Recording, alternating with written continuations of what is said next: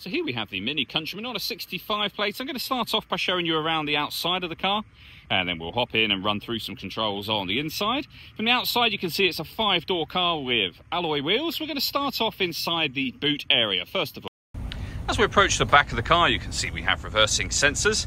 Plenty of boot space as well. You can increase this space further by folding down any or all of those 3 rear seats. Those rear seats also slide forwards and backwards in 2 different sections as well.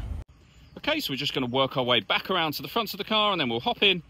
And as I mentioned, we'll just run through a few of the controls on the inside. Now that we've done a full circle of it though, you can see it's in fantastic condition the whole way. Just briefly before we climb in, I think it's well worth seeing the interior from this exterior point of view. There's plenty to run through on the dashboard, so let's hop in and we'll do that now.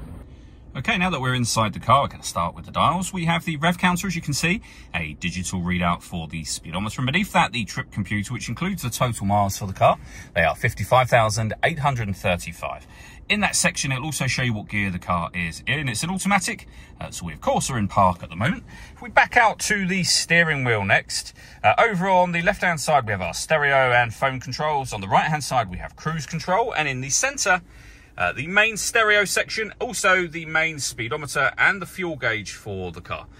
Down the bottom here, you can make adjustments to your music settings. We have AM, FM radio, DAB radio, a CD player, auxiliary input and USB input. You can also pair up your phone from here. We have an onboard computer as well, and the main volume for the stereo can be found to that left-hand side. We have your CD player, and then underneath that, we have the climate control. So you can adjust the temperature, the direction that the air is being distributed in, and the fan speed over on the left, just here. Air conditioning's on at the minute, so you can turn that off. And back on again from this button. Or just hit auto. The car will now take full control of the fan speed and direction of the air to maintain the temperatures that you've asked for.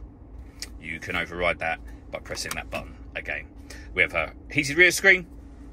Down the bottom below that, we have a front and rear fog lights. You can put the vehicle in sport mode. We have deadlock, so you can lock and unlock the doors. We have your traction control just here, the gear lever for the fully automatic gearbox, and then your auxiliary and USB inputs below that.